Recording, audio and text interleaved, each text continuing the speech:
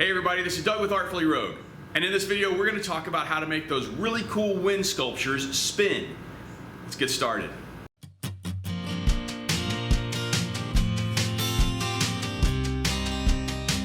Okay, so let's start with a quick rundown of materials. I'm going to use an 8-foot piece of 1¼ by 0.49 wall, a 4-foot piece of 1½ by 0.95 wall. For the 1¼ I'm actually using a washer that fits on there nicely. And then for the 1½ pipe, I'm using the drop from a 1½ hole saw bit, which actually makes that right around 1 3/8. So it fits nicely on the end of that pipe. And now for the piece de resistance. This is the magic that makes it happen. A thrust bearing. There are 3 components to a thrust bearing. All right, of course you have your bearings, which are encased in this nice little circular piece of metal. You have a bottom plate that has a groove, and your top plate also has a groove. So when those bearings sit in the groove, it is a really nice, smooth, gliding feature that you can add to your wind sculpture.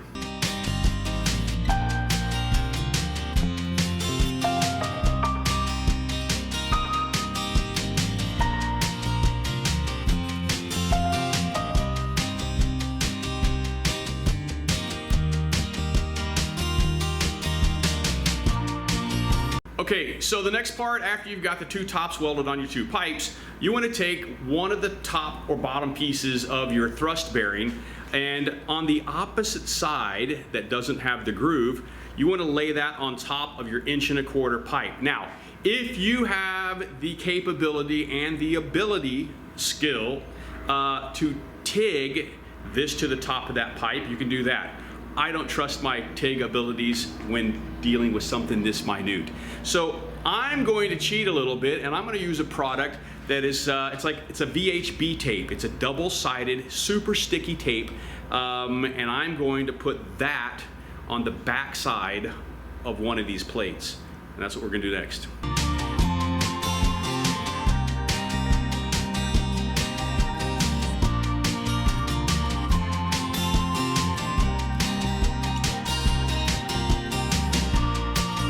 Okay, so I forgot to mention, make sure that you clean the metal surface before you actually add the VHB tape. I did that on the little plate, but I'm using an acetone just to kind of get all the grease off and you know, just kind of clean that up. Once that's done, take your plate, peel off that backing, and then do your very best to make sure that you can get that as close to center as possible. Stick that on. Like I said, VHB tape, it's a super strong tape. I actually did an in-shop test on the tape where I put 2 pieces together, hung 40 pounds on it, and it stayed there for pretty much most of the day. But then the shot got to be about 110 degrees, and I think the heat just kind of melted everything, so it fell apart. But something like this, it's going to be fine. Okay, so take the remaining parts of your thrust bearing and place those on top of the plate that you just added to the top pole. Make sure you peel off the backing of your top bearing.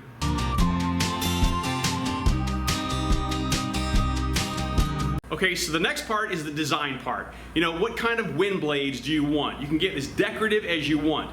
Now, on this project, I'm on a little bit of a time crunch, so I'm going to go somewhat simple. But you're going to need at least a 1/4 inch round bar that you can attach your blade to. That is then going to attach to the 1½ pipe, and then you weld those in and around, and that'll help spin it.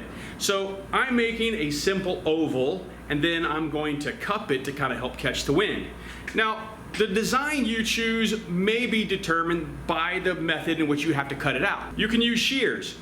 Labor intensive, kind of hard on the hands after a while, depends on the thickness of the material, but it's a cheap, easy way to cut the material. If you don't mind spending, say, 30, 40 bucks, you can go to Harbor Freight or your other tool supplier, and you can actually get a metal shear. It's electric, and so you can rough cut your shapes out and then go back with a grinder and clean them up. I just got myself a CNC machine, so that's what I'm going to use.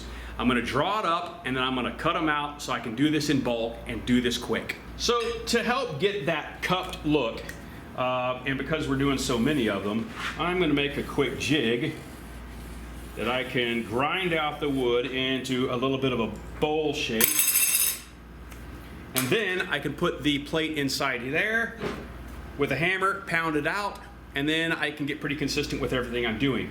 You can also use, say, a heavy-duty sandbag if that's what you have available, and maybe like a rubber mallet.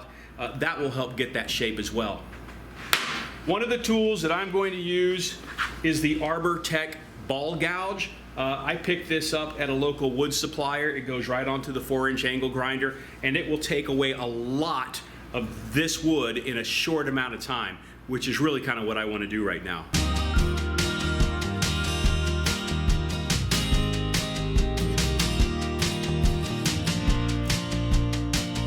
All right, so this is going to help rough out that shape. See, that gets me pretty rough. I can go back and clean that up after that.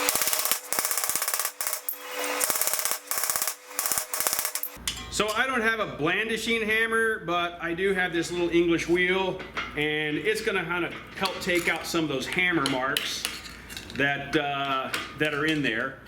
Make sure that you really watch your fingers on this thing because it will chew it up if you're not real careful. That cleans it up a little bit. So I have all the little wind blades cleaned up, all the little dent marks kind of out of it. So as I mentioned, I'm going to use a 1/4-inch rod, and because I want to have maybe about a 24-inch wide wind sculpture, I'm going to use a 10-inch 1/4-inch rod, and then that's going to get welded. So that's going to bring me out to, you know, probably about 14 inches. So it's probably going to be a little about 28 inches wide. I want to go down the side of that 4-inch, 1.5-inch pipe, and I want to make sure that I kind of spiral down. So I want to give myself kind of a registration mark. And to do a straight line on a piece of round pipe, I'm going to show you an easy way to do that. So I'm just going to use a piece of soapstone just to kind of put a mark right here on my pipe. And then I'm going to take a piece of angle iron and I'm going to rest that right onto the pipe. And that's going to hold nice and tight along the pipe. And basically I can just run my soapstone all the way down. And that's going to give me a nice straight registration line.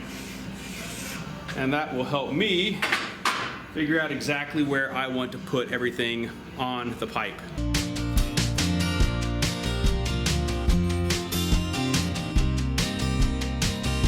Okay, all of the blades are done. Now I just need to put them onto the upright pole, 4-foot pole, the spinny part, and then we'll be ready to spin it and test it. So to space everything out properly, I've got 10 pieces per side. I drop down 2 inches from the top, and that's where I'm going to start my first blade. So then I take that remaining area and I go 46 inches, because this was 48, I knocked off 2, so there's 46. 46 divided by 10 is 4.5, 4.6. So then I just put a mark at every 4.5. And because I want them to spiral from this point here, as I go down, I offset by a 1/4 inch each time. 1/4, 1/2, 3/4, 1, and so on and so forth. And then I'm going to repeat that process on the other side so it looks like a spiral or a corkscrew as it turns.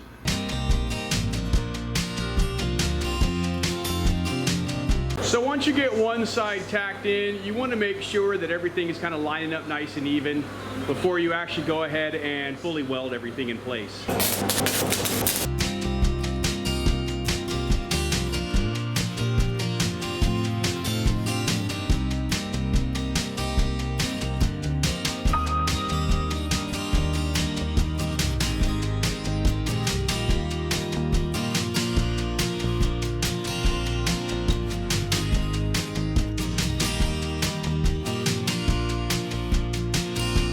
Thanks for taking the time to watch this video. It's greatly appreciated.